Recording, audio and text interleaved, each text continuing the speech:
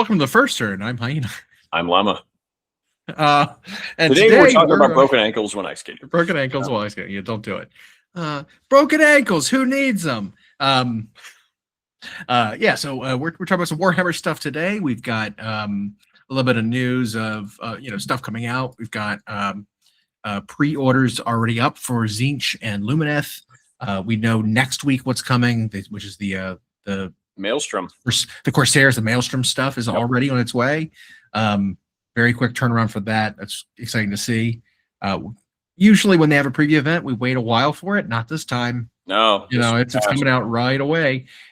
Maybe it's something where they are trying something new, right? Like we always try new things and see what sticks. Maybe they're trying, hey, let's get very little lead time on our previews to what's coming out next, so that if things leak or whatever, we're not waiting for a very long time and have to push up schedules and whatnot. Well, yeah, and you don't deal with like as much of the negative backlash, because I remember eons ago, the previous version of the plastic Demon Prince, which sucked by comparison to today's Demon Prince, it appeared in a picture in like the back of a codex, and then White Dwarf or something like that. But it was in print. Yeah, it was in a picture of a battle scene, and that plastic Demon Prince was in there, and there was no mention of it. Games Workshop never acknowledged it. This was in the Kirby era, and then it was like it didn't come out for like 2 years before the model actually came out.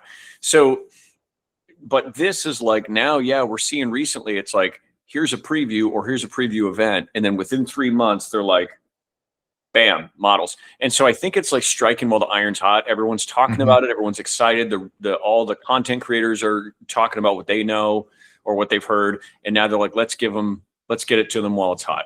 And, but the real neat thing though, is by all this stuff paying off now, it means we don't get anything piggybacking on it for the Adepticon preview. That means it's going to be new stuff. Which I love. Like that's great. And like I said, it might be a change to what their turnaround they want it to have. Like this is a very aggressive timetable. Show it off, release it. I mean, what our preview was a month ago, the last one. Yeah. And already it's up for pre-order. That's less than 2 months. Like that's quick. Like I said, there's less time that they have things sitting. There's less time they've got things, leaking or whatever. Like they gave us the embargo was lifted, pretty early. The points drops were released early to give people an idea for what was going to look like. Like they're pushing it quick. I think it's better. Like I said, we don't have to languish and wait and see, when do we think this thing's coming out? Like look at Angron Transfigured. I mean, I know they had like a production issue on that, but that previewed 8 months ago. Right. Like that was such a long time ago that it's like people are wondering, is it ever going to come out? Or individual releases for lots of things inside of Spearheads, for example, is another one where it's like, hey, this character's available here. Is it ever going to be available on its own? There's plenty of Space Marine characters, I think, from Leviathan that still aren't available on their own. That could be. I mean, they released these packs of like, oh, here's the leaders of the chapter. Here's all 5 of the name of the characters from that box that you have to buy together. But like individual things are still like, well, how can I get that starter box? Yeah, like that's rough. But with those new Battletomes coming out, it is for the most part just a new character for each army, one they need, each one of them pretty much. It's the right character to release, I think. It is. Each army. It is. But it's also a pretty big update to their army rules for each army. There's a lot of War Scroll updates and changes to affect the new Battletomes rules. These 2 books rely very heavily on the army rules to function. Well, and that's a big change from other ones, from other books. Well, you and I were talking about that before we started tonight, and like for those who are fans of Age of Sigmar, all through Age of Sigmar 3, it was like there was like Sylvaneth. There was like 2 armies that got like kind of big updates, but a lot of that edition was just here's a hero, here's your index rules ported and like slightly updated, go play.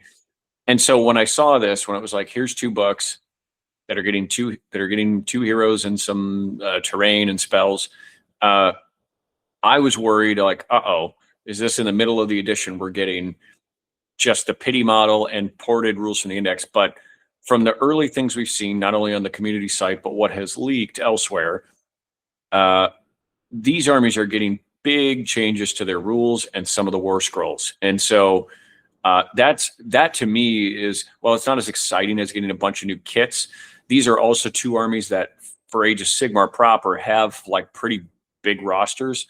So I think getting like you said, heroes that they needed. I mean, Lumineth had no combat hero on foot outside of the named Eltharion. And then Tzeentch didn't have like their mortal caster guy like that. Yeah. And so I mean, there's still room to expand on both armies, especially like the mortal side of Tzeentch. Like Cultists and Zangors is really the only units they have. There is room there for more. There's room for more demons. There's room for more elite stuff and weird stuff that they've, they kind of showed off some weird stuff from Tzeentch recently with there's an Underworld Warband that was really, really wacky. There's really cool. Yeah. There's stuff they've got ideas for, I'm sure. But as far as like just core things they were missing, these were needed. And they interact very well with the units they're supposed to support. They interact really well with the army's rules. They're a good addition. And their rules now, while they have similar names like Fate Dice and stuff like that, they're very different than what we've seen them before. It's funny is the Tzeentch one, how the Fate Dice work now. It's funny is like chaos powered seems to come with a cost. Is like been a theme in AoS 4.0 so far, except for Slaves to Darkness, which was just you get a bad book. But like no, the cost is you need to lose your general in order to make your secondary lieutenant become a demon prince. There is power at a cost. Yep. Yeah, that was the cost. But like with Nurgle, it was like you're giving up some of the space on the board, sort of enticing the enemy to charge, and then you can take advantage of it once they're there. But it's really powerful. And then with the Tzeentch one, it's the same. It's like the Fate Dice, instead of just being this table of I get to swap out what my dice rolls are, now it's like there's like a trade-off for it, but still really good, really unique. Now, you saw more of it than I did. So why don't you? Yeah, I mean, it's kind of interesting. The Tzeentch kind of army rolls are more of a, I want to call it like a secondary, like comeback mechanic. So basically, whatever it's very Tzeentchy, right? That's what I want to call it. It's a very Tzeentchy way to play. When things are going well for you, you're taking objectives, you're scoring points, you're casting spells, you're killing units, whatever. It's all according to plan, right? You're enacting Tzeentch's plans, you're succeeding. But when things are going bad for you, you put a spin on it, right? Oh, my spell was unbound. You gain a Fate Dice. That was all part of Tzeentch's plan. Right? Like I wanted you to unbind that spell because I needed a fate point. I wanted you to charge me or take my objective because that was all part of the plan. Gain a Fate Dice for that, which then can fuel other things that you do later, right? So if the opponent is out playing you, you get points that you can use to buff your abilities, to buff your charge rolls, to buff your casting values, whatever, and kind of have a second like it's a one-sided comeback mechanic. That's the way I can put it, and then there are ways to synergize with that. There are command abilities let you summon demon units using command point or Fate points. Fate Dice. Right. The Fate Dice. There's other stuff you can do with them. There's other ways to generate them. There's artifacts that let you generate when you kill a unit, things like that. I mean, there are other ways besides just losing. But that's the easiest way to do it. Is your opponent outmaneuvers you or plays well. And so I really liked that as just like a thematic way that the army plays, because it's going to be a powerful mechanic, but it's also like very thematic. Whereas historically when Games Workshop has tried to design rules around like the fluff or the theme of the army, you end up with like two very, very disparaging styles. One ends up where it's like it's way too good because everything is just straight universal buffs, or it leans so heavily into the lore that it provides something that you have to jump through hoops to get. Very niche. It doesn't pay off, right? Like anytime they do an army revolving around leadership rules in 40K, for example, like Night Lords kind of thing. But like this, we've seen with a couple of Battletomes now, they're finding really powerful ways to lean into what the army is supposed to feel like, or the way you imagine they feel like. And I think Age of Sigmar again is like a testing ground for this new way where they're like hyper stylizing these armies. And so it's no longer just how do I maximize points cost wise my best in slot and then go fight the enemy. We'll see if something like that carries over into 40K when 11th edition rolls around. But for Age of Sigmar, it's wonderful because the last few Battletomes have just, in my opinion, been gems. Just really, really neat, not overpowered feeling. And then you have a few different ways to lean into how you imagine the army should play and have that be relevant and not super niche. And so the Tzeentch stuff looks like that. Now, Lumineth is not one that I've been very familiar with in the past. Never played them, but you have. And what do you think has changed most about them? So it still feels pretty similar to kind of what they had before, which were these like runes that bolstered, call it different temples, different aspects of the army, right? So like you've got the stone temple, which are the guys with the hammers. You've got the fire. Is it fire? The water, which are the river blades, which are pretty pretty much on their own. They're on their own there. They didn't take advantage of making a unit for the stone temple called the pilots. No, that'd be funny. Right. But yes, but they do have, that's where like the cow faction is, the cow aspect. But you've got the wind, you've got the cows, which are the stone, you've got the air. Yeah, that's that wind air. I forget what the archers and the spearmen are from, or which one that is. The water is like the river blades. There is there's a theorized fire temple out there, which maybe evolves phoenixes, the Phoenix Guard, that equivalent that we have not seen yet. But these runes are like lore-wise very specific ones to kind of their culture, the Lumineth culture. And while we had a similar thing to it before in the army rules, where you'd pick an aspect to basically focus on, you'd get a minor effect for the army based on that aspect's rune, and then anything from that specific temple would get an additional effect, right? Like it was a very powerful army rule because it was just flat bonuses.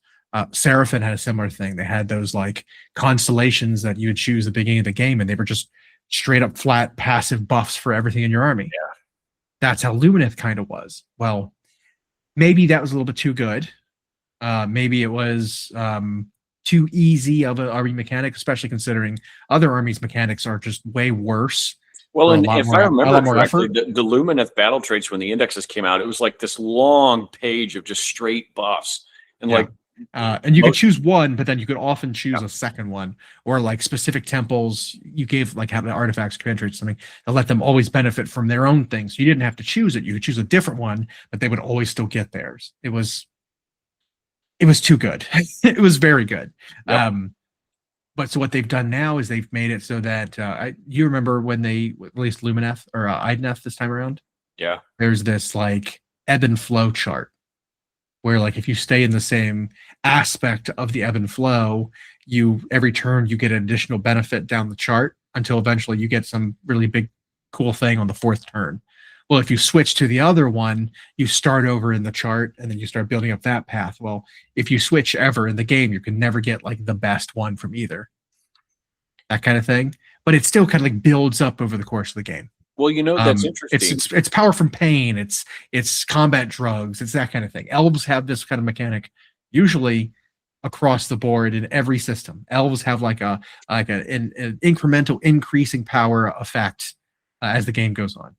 Well, with Idoneth and then with Lumineth and that comeback mechanic for Tzeentch, with the way Diseased works and the Maggotkin of Nurgle, it's like they're forcing the game to remain interesting into the late turns. Right.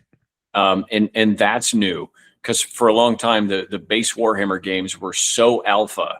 It was like who could get that first full shooting phase or who could get that first full charge off, and that decided everything. So you build your whole list around trying to do, and now it's like, now we're not seeing that. Now you're scoring more points in turns 3 and 4 than you were in 1 and 2.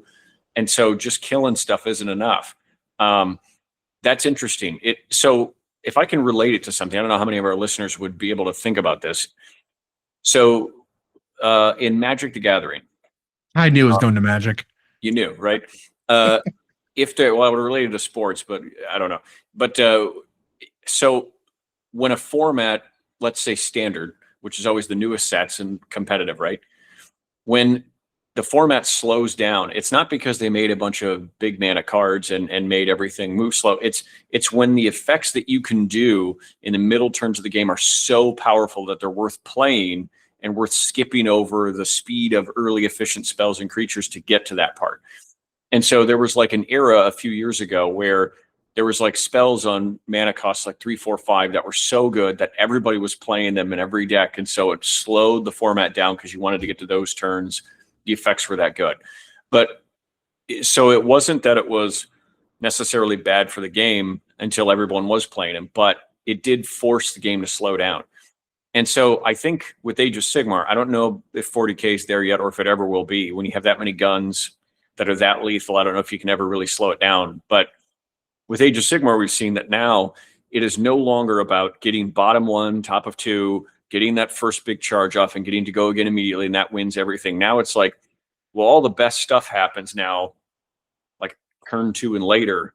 And so these mechanics now like require some investment and require some planning and require tactics and require the right modules in your to take advantage of them, because the payoff is really worth it. Whereas a lot of times the payoff didn't used to be. If you're like, well, I won't get that until turn 3 or 4, you used to skip it. Now it's like, well, I can't even score max points on turn 1 anymore because of the way the battle tactics and stuff work. So I'm going to try to get my army's mechanic to max. And so now you have this incentive to play these middle and late turns of the game. Now they're really important. So, and then comeback mechanics, encouraging that more even. So this second wave of armies, if we'll call it that, in Age of Sigmar 4.0, I think are really leaning heavily into that. And it's changing like the feel of the game. Well, and I kind of hope that they take the opportunity in an upcoming War Scroll update or something to address maybe the power disparity between a new designed Battletome and the earlier ones, because like we really do see a pretty big disparity between an index rules early on, a Battletome early on, and these new designs. Like everything coming out in the last few months has been very different, very powerful. But then you've got things like the Skaven and the Stormcast and Slaves of Darkness that are like, you basically don't have army rules. You have no matter what the size game is, one unit in your entire army can take a benefit of your Battletomes army rules. It's like you got these armies now that the entire army gets to benefit from a passive ability, and you got over here it's like, oh well, one unit now gets to get +1 attack when it charges. Oh, okay. Like, what about these fucks over here that are flat +2 rend all game long because of their army rules? Like, what about that? Well, and when we're seeing some of those first wave armies succeed, it's like they have to do something very different, and I think almost unfun. It's like when you're seeing the Skaven list succeed right now, it's like, well, yeah, I took 11 Doom Wheels or whatever. And when you see a Stormcast one succeeding, it's like, well, it's because of our terrain piece and we can deep strike everything that we can kind of score better than people, but might run into an entire tournament full of armies that we can't do that against. And then, and then of course, Slaves to Darkness just have no rules. And so they have to rely on great big Death Star units of overtuned stats to try to win. But if that unit gets clogged or killed, the army just doesn't do anything. And these new ones, it's not only that they're powerful, because they're not just like out of the gate turn 1 powerful, it's they have so many more things they can do. Their rules are so much more interesting and interactive. So it's A, more fun in my opinion, and B, the armies have a lot of ways they can go in the middle and late stages of the game where other armies run out of gas turn 1. Once the one unit that gets buffed is dead. Yeah, and what we're noticing too is it's like there's not just like, hey, choose a benefit at the beginning of the game so your opponent knows exactly what your game plan is. It's also like, well, I can change which benefit I get each turn, each round of a tournament. right? Like I'm not Right. locked into this, preset, order of buffs ahead of time. Like I can inscribe runes on my whatever rune card or whatever they call it, rune sheet, scripture, whatever, as needed. Like I can change the benefits. Like if I'm playing against an army that doesn't care about my rend, like well maybe I won't lean into that rune. Maybe I'll do more attacks rune or speed rune so that I'm not actually I can outmaneuver them instead of out fighting them or whatever. I can be more efficient with a different rune than maybe the best one, the best universally good one, right? You have the freedom and the flexibility to do that on the go, which makes the army harder to play because you need to know basically everything your army can do. Yep. I mean, it's look at early versions of 40K when they introduced stratagems, right? Like, oh yeah, armies had 30 to 40 stratagems available to them, and the best players remembered all of their stratagems and not just the best ones, the best 6 or whatever, and knew when to use them and knew knew potentially when to use them and then when the right timing was. yeah. Those are the players that benefited the most. I could see a Lumineth army being like that, where you can benefit the most from knowing what your rules are and knowing what your army rules are and what you can do and doing it at the right time. Stormcast don't have that. Stormcast have 2 things you need to decide on. Which of my units is going to be +1 save, +1 to wound this turn, which is heroic intervention now. What's it called? Finest Hour. Finest Hour is now a Stormcast ability. It's like, okay, so 1 unit a turn gets a slight buff. Or when do I teleport my unit? That's the only things they need to decide. Yep. Just really, really basic things. Yep. Slaves don't have any of that. They decide all that at list building. Skaven also, they do all that at list building. Everything they decide for their army is done based on what units you bring and what like supporting heroes you bring. That's it.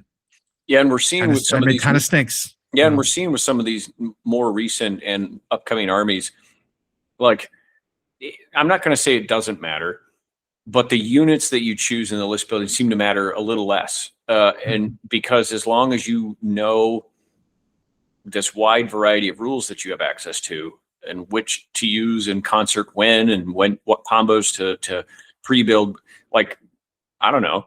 I've seen, again, they're not like auto winning. I've seen battle reports with the new Maggotkin, for example. And when they do win, I've noticed the actual unit lineup doesn't really matter that much. They've been wild. Some go all like, pox wretches, like cultist heavy and some Maggoth lords. And then others are like heavy demon. And then others are all rot swords all day long.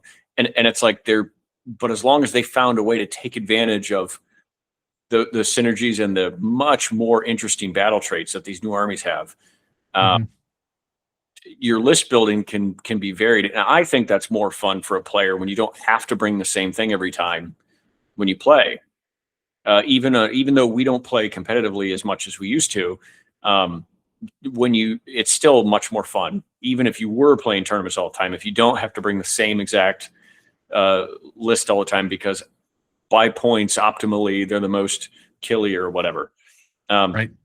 Yeah, and so it looks like the Tzeentch and Lumineth releases are much more down that vein of huge variety, incentives to play later into the game, and this gives opportunities for more units to see the battlefield, which also makes you less predictable. Like it's neat when an army that does have a pretty big roster, like Lumineth does, but in previous iterations you might have been like, oh, they're always going to bring this hero, this unit, whatever, every time. Now it's like, well, I'm playing Lumineth, but I don't know if they're going to go Tornado Fox and a bunch of hammer guys, or if they're going to go, I don't know, a bunch of archers. And I think that also is good. Maybe some people don't like it when it's less predictable, but I think it's good for the game when you can't just predict exactly what an army's going to be.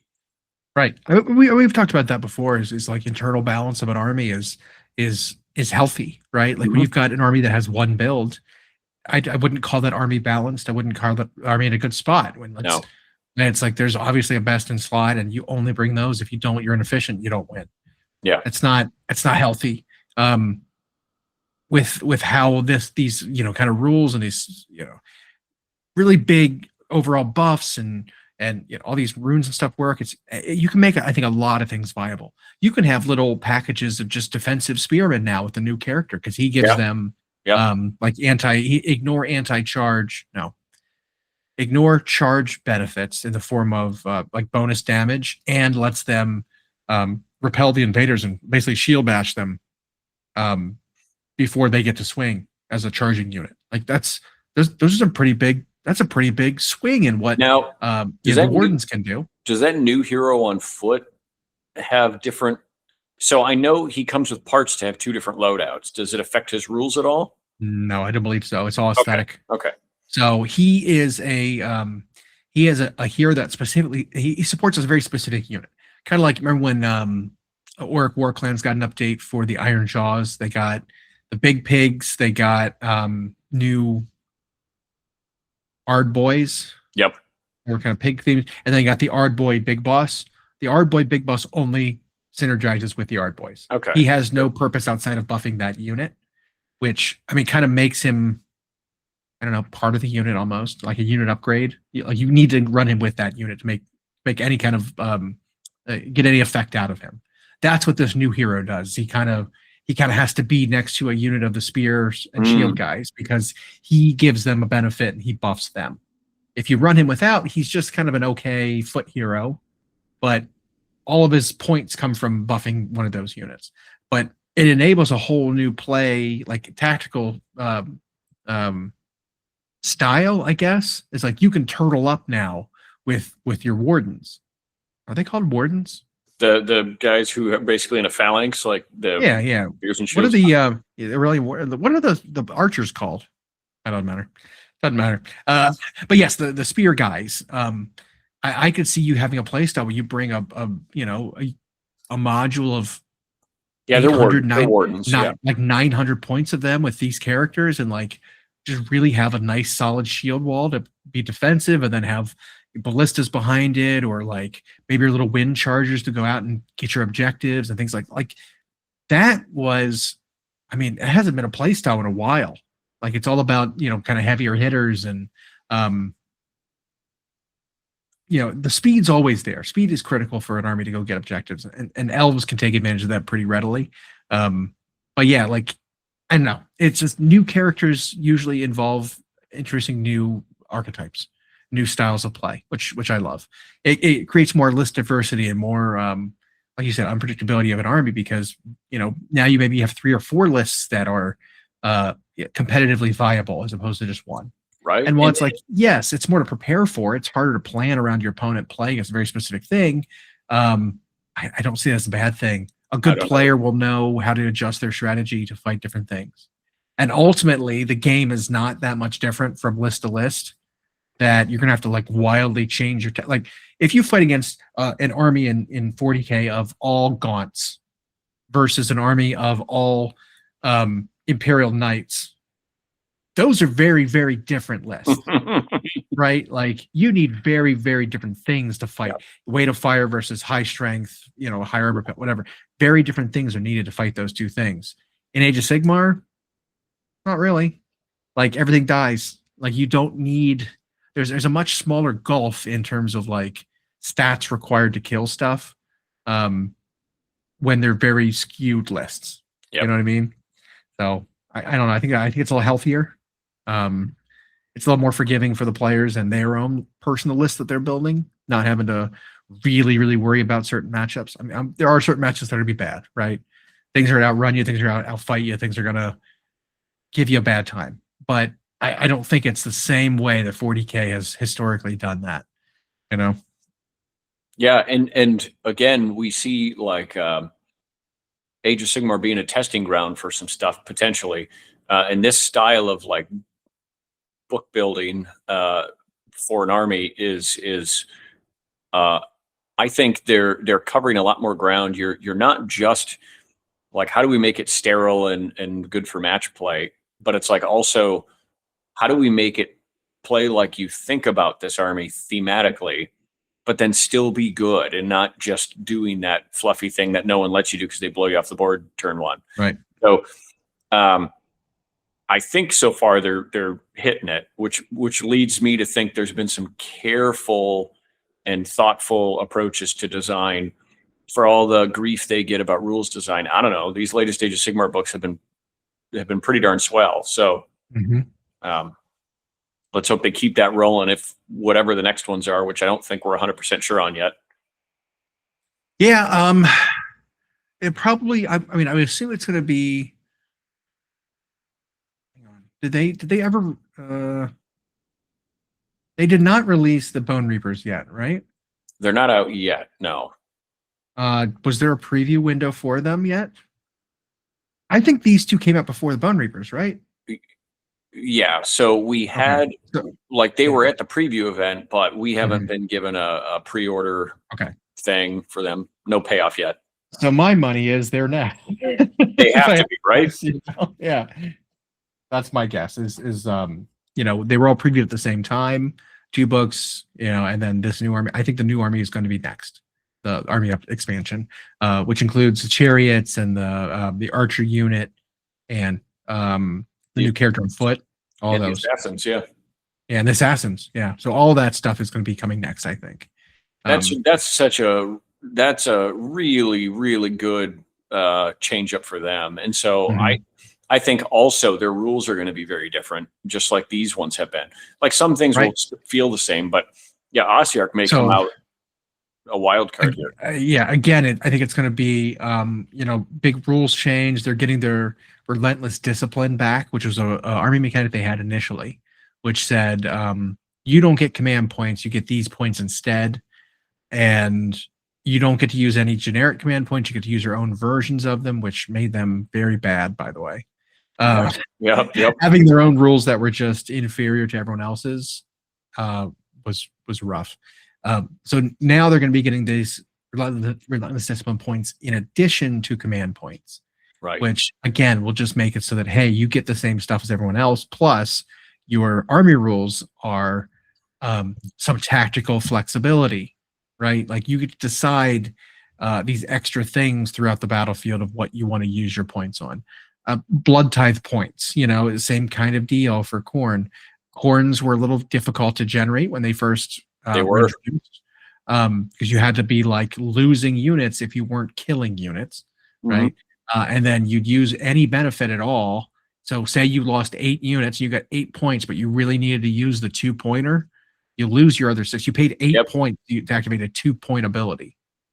That felt really bad. Now it's just a currency that builds up and you get to use it. That's better. And even then it was like, even when it worked for the Khorne Bloodbound, it was like, it was always the same thing. It was, well, okay, I'm going to take a bunch of 5-man units or a bunch of 10-man Blood Reavers, these dirt cheap, die easily guys, and they won't do anything. They won't score. They won't kill anything, but they will all die just so I can summon a Bloodthirster. Yeah. That was the whole thing the army did. That was the entire, and that's such a bad, they've thankfully, and that was one of the first times we've seen an army get this like resource pool that they could spend on stuff. It was just bad at first. And like stratagems were really bad at first. And so I think now it's, but speaking of, they still have an update coming this edition. And one of the armies that I actually think in index form is really powerful and needs to change are the Seraphon. Because I think their index iteration with their terrain and everything, like Seraphon are so strong. I feel like because they still get just like blanket buffs, their basic troops, their basic spells, everything just seems better than everybody. I could be wrong, but they get their ridiculous. So they have this like constellation they need to accomplish, right? It's like a personal goal they need. So they get a benefit from the beginning of the game. If they accomplish a thing, they get an upgraded benefit from it, and then they get to choose a new one that then they get to accomplish that and benefit from that. Like it's just wow, it is just a powerful army rule. And like the base stats and all their stuff is really good. They've got everything that they would like an army needs, right? They check all the boxes.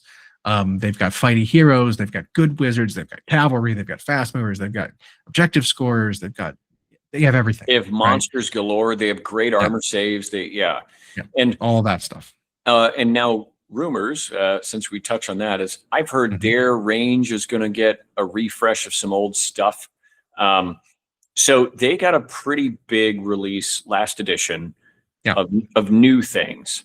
All right, so let's run through that real quick. Yeah. They got new Saurus warriors. They got new a replacement to the cold ones, which are the Agrodons.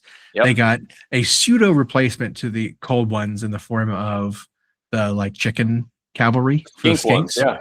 yeah. They both have a ranged unit and a melee unit. The Chargers, or Yep. whatever they're called. I forget what the name of the chicken unit is. The Raptidons, yeah. Yeah. So those guys, Raptidons. Isn't that the big cavalry? No, the skinks are Raptidons, hunters, and chargers. Okay. And then they got Agrodons. That's right. And then Agrodons are the Saurus ones. And then they got updated Croxagors that make two variants. The Croxagors are great. That was a great upgrade. They're very, very strong. Those are awesome. They got a new Salamander. The spawn of Chotek, yep. Which should it needs to be improved. It needs to be better. It's not very good. But the spawn of Chotek replaced basically the Spinodon, or whatever, the one that shot the quills and the one that blew the fire. Like it's a replacement for basically both of those. Yep. They got a new Skink Priest on Chariot, Palanquin, floaty chair. They got Lord Croak. They got a new Slan Starmaster. Like they got new chameleon skinks in the form of that Warcry Warband, which they need to figure out what they're doing with that, by the way, because that is another unit that's like it can't be reinforced. Like make it an official unit. Let you bring, like, there's 10 of them in the box. Why are they units of 5? It doesn't make any sense. Units of 5 and they cannot be reinforced. You can't use all 10 of your models to be the same unit. It's bizarre. They got a new Astrolith bearer. They got a new what else was it? There's something, a big thing. The Cold One rider character, which was kind of in between the old Cold One and the Carnosaur. He's kind of like in the middle there. He's on an Agrodon, and like a super Agrodon. So rumors I heard was some of the older dinosaur kits, like Stegodon and Bastiodon, might be getting replaced. They might not even have those names anymore. The scale of them make them feel very weird because they're not very big. You compare a Cold One to an Agrodon, you see how the scale that they want the units to be. Now it's like, all right, well, a Bastiodon for having all of its stats is like, it's kind of tiny. Like you've got a Chaos Lord on Karakadrak that's as big as a Bastiodon. It's like, okay, so maybe the dinosaurs need to be bigger. Maybe they need to, maybe not the size of like an Ideneth turtle. Maybe not that big because that model's huge. But like he's on a tiny base. He's on like a little rectangle. Those models could see an update. I think the Carnosaur could see an update, even though that kit is still good and it holds up. I can see an update there. Yeah, I could see a centerpiece dinosaur akin to a Dreadsaurian, being released. I think that would be super cool. I don't say what's going to happen. I don't know if it's going to happen. There's rumors about it. Yeah, the rumors of the dinosaurs, like I've heard 2, and one was that the old kits will get new kits, but the others was that they'll just have new names. It was sort of like how the Agrodons were a new name and they didn't just call them Cold Ones. And so they might do that, and then these old kits might get ported back to Old World, and Lizardmen will return to Old World. But the other rumor was also a new version, though they might have a different name, of Temple Guard. So like elite infantry. Well, the fact that they didn't phase out the Temple Guard and kept that old kit when they did retire the Saurus Warrior kit was kind of telling that they wanted to maintain that unit. Yeah. They might have even already had it in the works back then, but it's like so if that's cool, I also hope they get massive rules updates, because again, the way they feel, it's weird that in the index version they just feel so damn good. As far as what we know, we finally got the announcement of the pre-order of this first wave of end campaigns for 40K in the form of the Maelstrom and Huron's Corsairs. Now it's interesting, these packages are 4 books, and only one of them is like matched play rules and points, as far as I know. I think one of them is like here are actual detachments and rules for how you use them in match play. The rest of it's here's how you do a campaign. Here's a lore book. Here's whatever, which is fine. I think that's neat. It's a little awkward if somebody doesn't want to buy all 4 and they just want one. Maybe they'll release them separately later on. But I don't know. We've seen the Huron model. We've talked about the Huron model. His rules seem good. Again, I don't know what's good in 40K at the moment, but he seems like he hits pretty damn hard. I don't know. I guess at least that's paying off now. I still do think it's weird that his unit operates differently than Titus's unit. Where Titus unit can join a unit, his unit can't. I feel like there's a very big similarity you can draw between the two units, right? You've got a big kind of combat character, his retinue of like specialist units. That specialist unit can join a unit, and then he can join the unit in addition. I mean, there's a psyker, there's a medic, there's an executioner champion kind of guy, there's a commander, very similar to Titus. But for some reason, they don't have the same mechanics. They can't do the same thing. It's a little weird to me. Yeah, because I was seeing some memes about it already on how Titus is dirt cheap, and then Titus's unit can then also join like unit of Blade Guard vets, which can also join a unit of Marneus Calgar and whatever. So like people were talking about like, what is this super unit you can now make? Whereas like Huron can't do that same thing. Right. I mean, and it's not a matter of like, hey, what's fair, what's not fair. It's more of like, hey, what's consistent? Yep. You know, like if you're going to give it to one, why are you gatekeeping that from the other? Right. Like if these character units can join units, then make them all be able to do it. You know, like don't make it so that some can and are very super valuable because they can do that and they can hide, and then some of them just get dangled out by themselves and get blown up by a, you know, whatever, you know, I was gonna say last but melting gun, whatever gets just obliterated. A little weird, especially because considering the fact that they're coming out with a new unit that is the Corsairs. That would be perfect for them to join, you know, like it's bizarre. Yeah. Well, and I know that maybe they're trying to do more to differentiate Chaos from Loyalist, whatever. Like Titus has cool abilities and benefits stuff around him, but like Huron can really fight. Like obviously if those two fought each other as the rules are written, Huron whoops Titus. But Titus may still be better overall because of the rules he provides to the army, and he can join a unit and really insulate himself for relatively cheap. So maybe that's some type of trade-off they're trying to do. But again, I agree with you about when you're talking Space Marines and Chaos Space Marines, there needs to be some semblance of consistency with what they can do, especially since this isn't new. I saw some 40K players talking about, oh, is this like the first time we've seen these like mixed character units? Like, no, Age of Sigmar's been doing it for a while now. So it's not, to us, it's like not that new of an idea. But I mean, it's not even new to 40K. Look at Gaunt's Ghosts. That came out so long ago. Forever ago, yeah. Right? You had Marneus and his the previous version of Marneus, not the newer one, where he had his two Vitrix Honor Guard, and the three of them could join a unit of aggressors, and then you could also attach an apothecary. It's like, no, like that, you know, Marneus's old unit was kind of a character unit already. You know, you had your three veteran guards with you, and then him. Like that was a character unit. So I don't know. It's no, it's not new. But again, it feels new because it's different every time. Well, and I guess if there's one thing that is new, you have like Marines and non-Marines in a unit. That's the only thing. But otherwise, it's still keyworded Ultramarine. It's still like, you know, like you don't have to worry about stat blocks really. Like you have your weapon. Like I don't know. It doesn't matter in this edition really of like mixed unit. You know.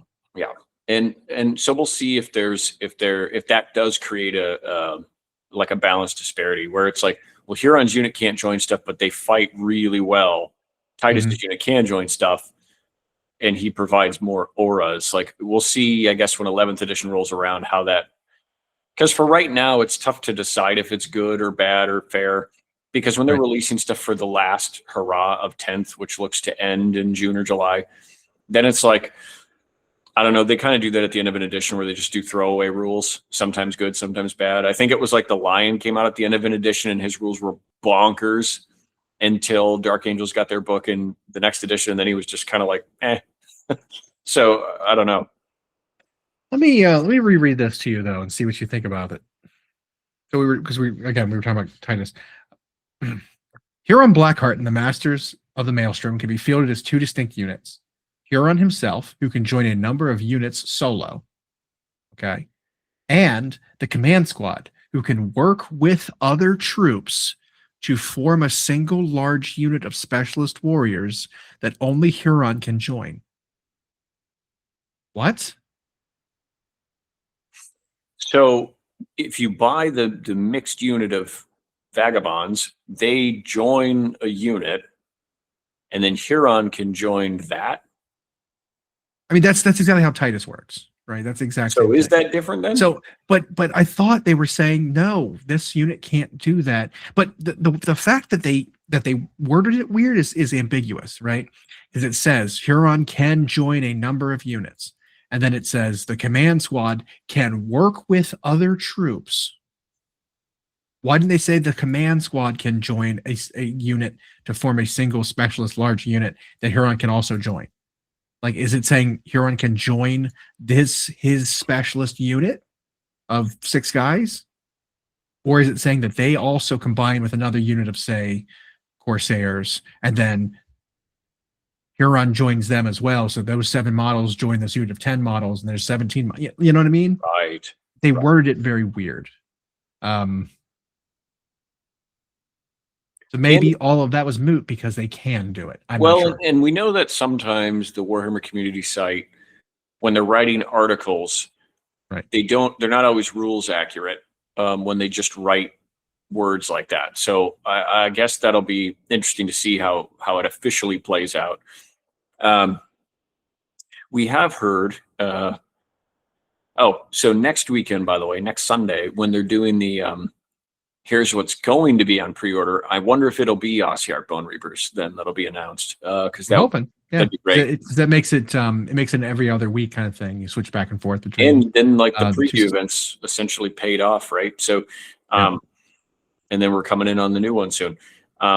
Which I still think, and I know we've talked about it a bit ad nauseum, is that the Adepticon preview, we're going to see a lot of 40K. I think it's going to be a lot of the 40K 11th stuff. We've had rumors even about what's in the box set, at least on the Space Marine side. And if true, that might be one of the beefier launch boxes we've seen. So if you consider the last 3, 9th edition, it was Space Marines versus Necrons. 10th edition, Space Marines versus Tyranids. Now it's Space Marines versus Orcs. The rumor is that then in 12th, which I don't know why people are even talking about it, it'll be Marines versus Chaos again, and Lorgar is going to be a thing. But that's like 4 years away, 3.5 years away. I don't care. But for this box set, the rumor is that there's going to be a captain on foot with a shield and a melee weapon of some sort. Mm-hmm. A chaplain with a jump pack that's Primaris sized. Because it sounds like by the way, the word Primaris might kind of be just going away, and this will just be Marines, and now they're all just this scale. Which I'm all for it. We kind of talked about that for a while, yeah. And so a new 10-man Intercessors box, and people might wonder why, and it's because what they're going to do is they're going to start doing like we've seen in recent models, where helmets, shoulder pads, stuff, and even weapons are kind of mix and match between Firstborn and Primaris, and so that way, everybody's Marines just kind of feel like they fit in now. But they'll still just have pretty much bolters. And then a smaller 2-man land speeder variant that'll be a new kit, upscaled, which that's way overdue, regardless of what scale they're doing. A new unit of Vanguard vets. And then a new Gravis armored unit that was seen with heavy bolter variations, or something akin to a heavy bolter. So what some have speculated with that last one is whether it's going to be in the starter box or a standalone part of the Space Marine release. Because if everyone's not familiar, when a new edition of Age of Sigmar or 40K comes out, the 2 armies featured in the starter box get a bunch of new models in the starter box, and then when their books come out, they get a bunch more new models, typically. So Marines have a lot coming, and Orcs have a lot coming. But this new Gravis armor unit sound like might be where they go with Devastator ideas. Get these big armored guys with like heavy grav boots who plant themselves and wield the heavy weapons.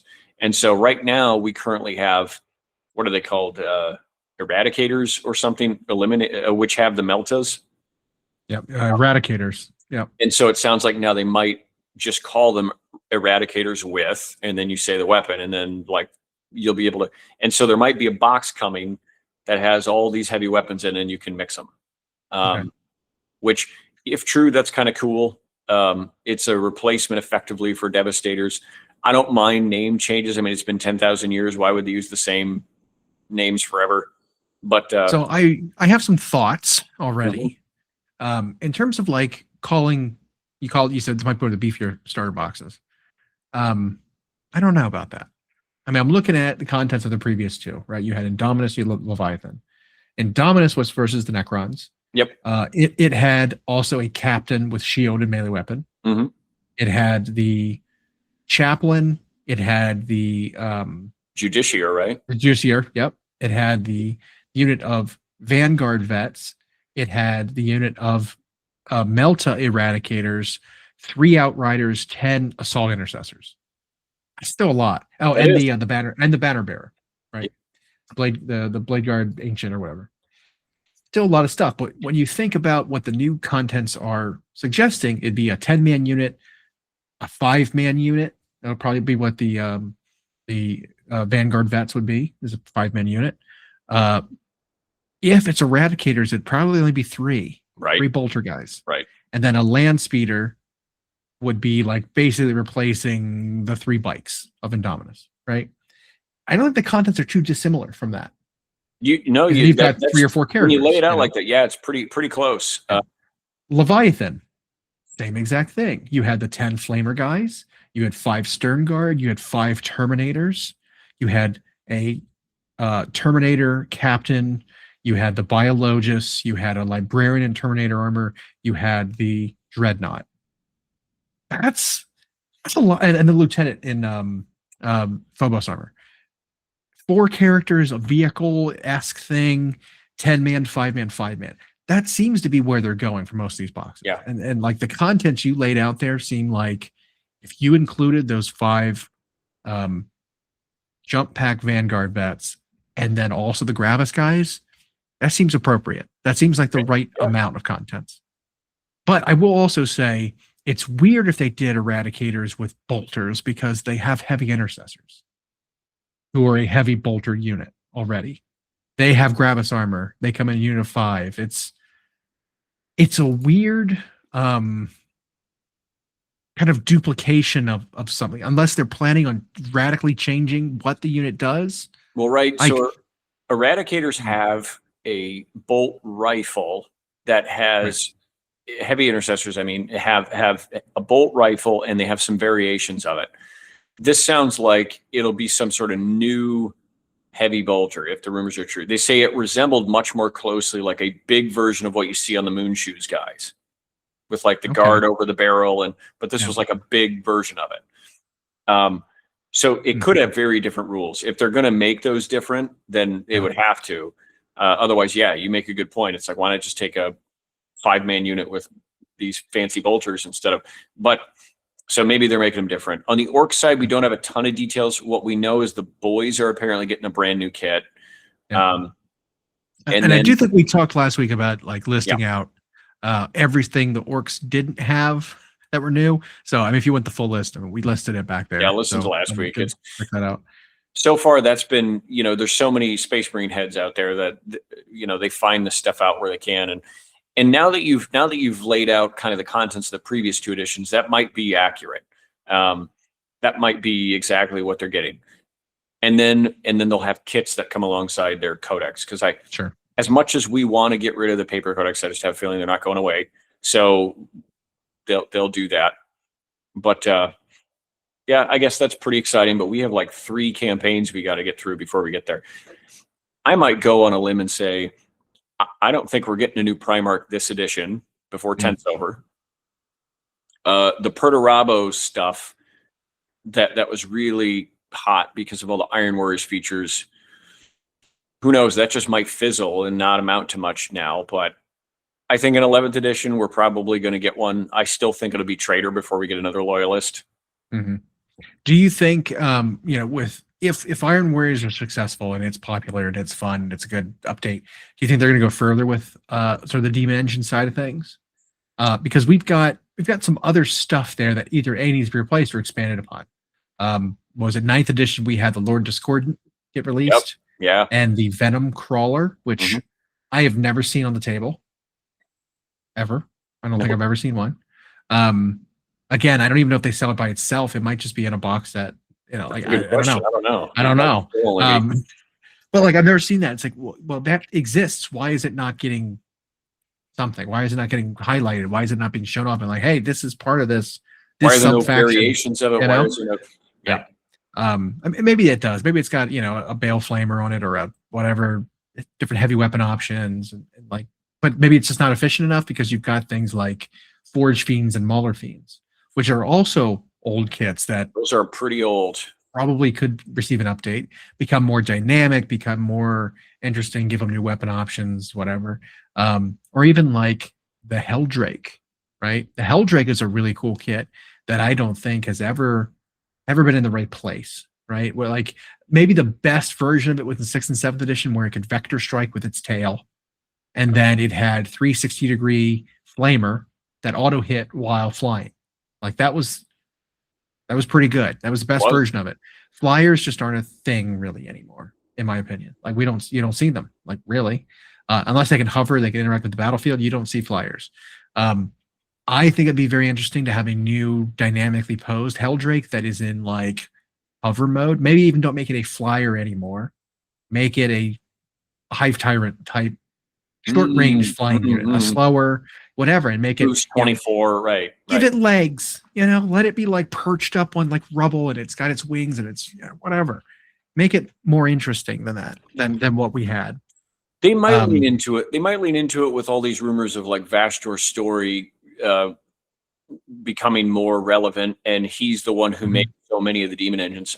So as far as I've been able to research, it looks like the Venom Crawler, the way you can buy it right now, you get the Venom Crawler and the 2 Obliterators. So from that starter box set that they came in, you have to buy them together. Because they were probably on the same sprue. That's the only way they were ever released. Yeah, they're completely monopose. And now it looks like it's possible. We know at least Mutilators are supposed to get new models. I have to imagine they might also do Obliterators.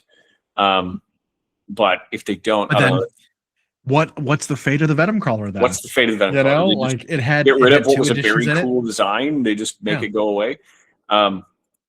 Yeah.